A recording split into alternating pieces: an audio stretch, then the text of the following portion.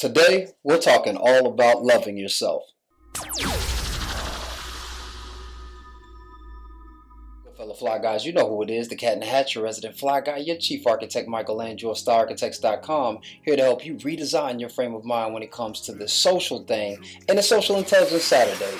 Yo, you can't just be the cat who is stylish. You have to know how to move smoothly in social situations. And that first begins with knowing and loving who you are.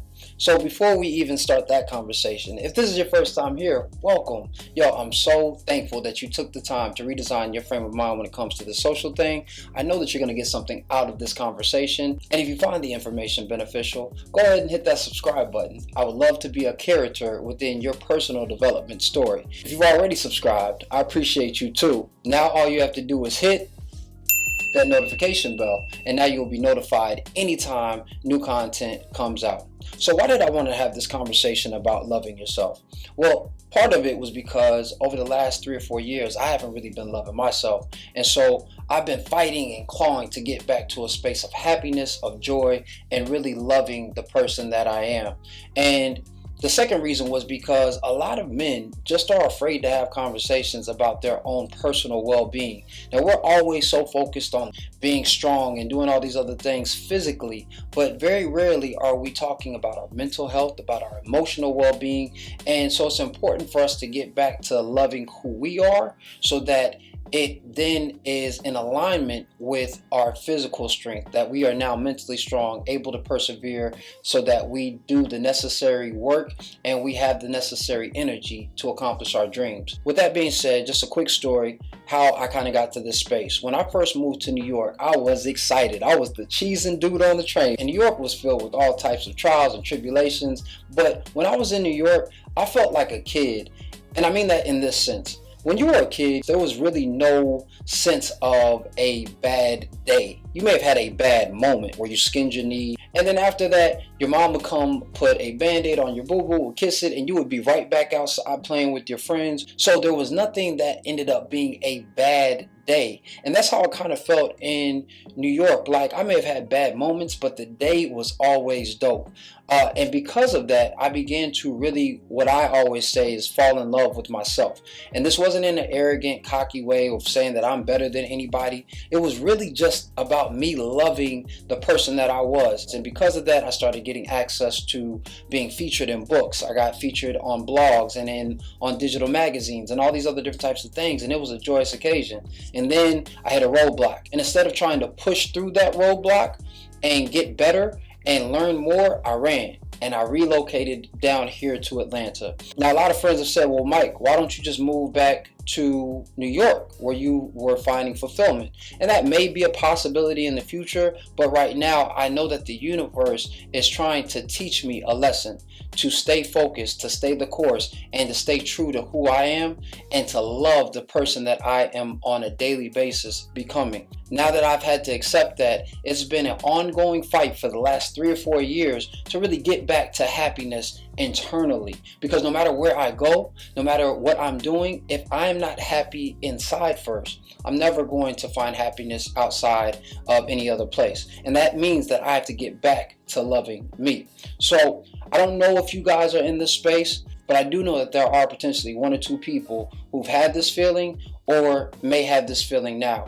And if you do, I just want to encourage you not to give up and to get back to the simple things that make you happy, which is first and foremost going to start with loving yourself. So when it came to me loving myself, one of the things I had to realize was that this is a practice. You have to actually do something to express love. No different than if you were with a partner. You would have to show them love and understand them in order to make them feel fulfilled. And so for me, what I had to focus on is the same thing that we focus on here at Style Speaks, and that is the mind, that is the body, and that is ultimately the emotion or the expression that you are putting out. So when it came to my mental health, that was extremely important to me because it seems like a lot of men just don't focus on their mental health. We never focus on the things that we are feeding our mind. And so that was one of the first things that I had to develop.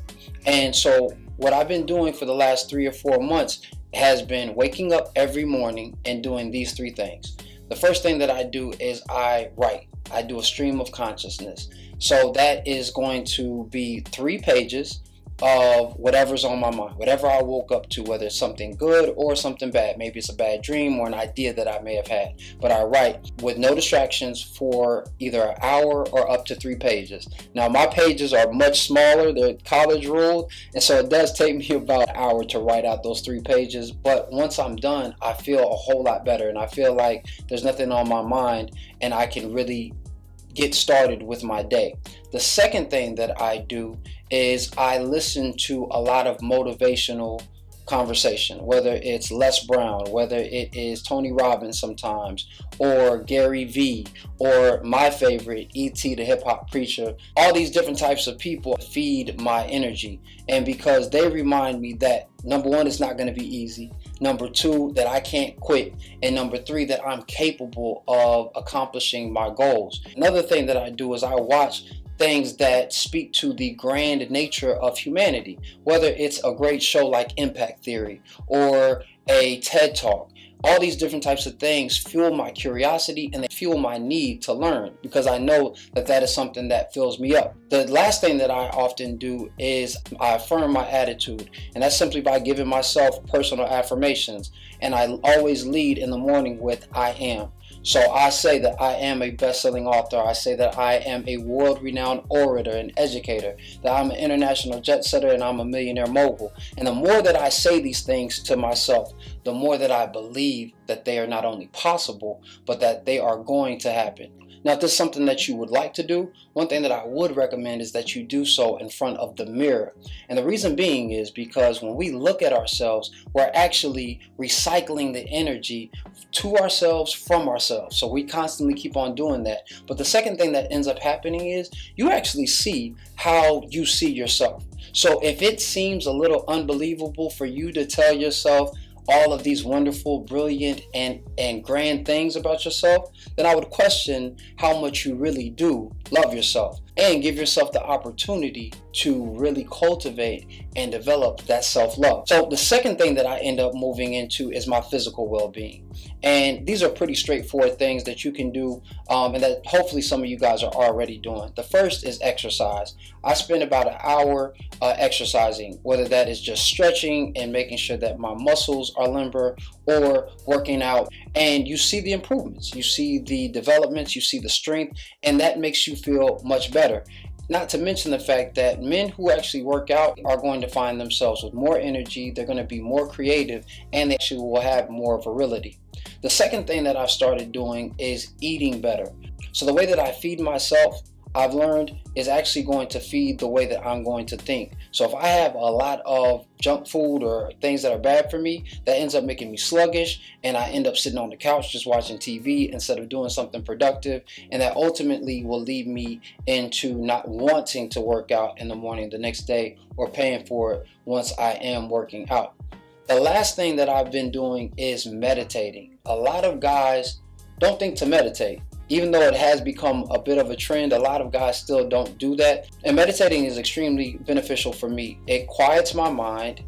And one of the first things that I do actually with meditating is give gratitude out into nature. I go out and I sit on my back porch and hear the birds chirping, hear the trees swaying, feel the wind. And it just allows me to be present to where I am. Now, for a lot of guys, that may be hard for you to turn off your thoughts, or for you to just let thoughts flow organically as they need to, but continue to practice it, and I guarantee you that you will begin to feel amazing during that space. So the last thing that I've done to really start loving on myself is to be vulnerable with friends. So I'm the type of person who doesn't just throw the word friend around. If you are my friend, you have earned that shit. You have really put in the work in order for me to call you that, and I take it very, very seriously.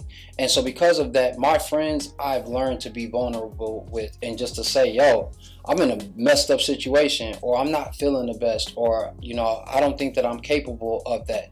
And what it happens is, interestingly enough, is your friends aren't always going to be lovey-dovey with you. Sometimes they're going to give you a kick in the ass to remind you of your greatness. And greatness is not always soft. Sometimes greatness hits you like a hammer to the chest. And so I've had friends who are like, listen, you capable. Go out and get it. Do it. You don't need anybody else. You don't need to worry about anybody else. All you need to do is step into your truth. And a great friend is not going to tell you what you want to hear. They're going to always tell you what you need to hear. And then what they do after that is they hold you accountable. So I've had several friends who I call my accountability partners, who I just ask, hey, if you see me doing something that is incongruent with what I say that I want, please hold me accountable. And I do the same for my friends.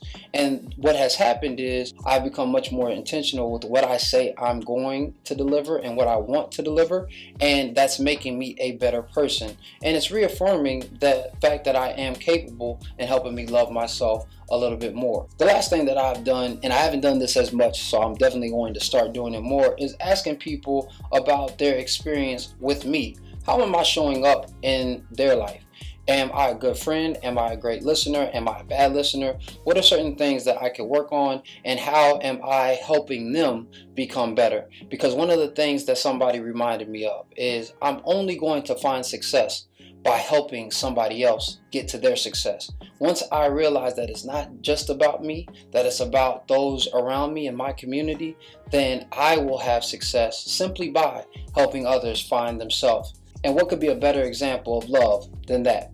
So I want you to try these different types of things on if they are beneficial. Listen, if you're battling with depression, don't just keep it to yourself. Please share that with somebody. Don't suffer in silence. You deserve to live a life that you love, and you should love yourself because you have so many great things to offer the world. So if you need somebody to talk to and it's just that bad, please feel free to leave me a comment. I will also be leaving some 1-800 numbers to suicide hotlines, as well as people who can help you in feeling better about yourself. But ultimately, you should continue to realize that it's not over. If you woke up today, then you have another opportunity to not only enhance, but to engage your greatness.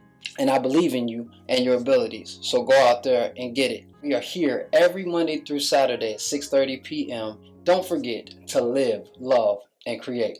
I'll see you next time. Peace.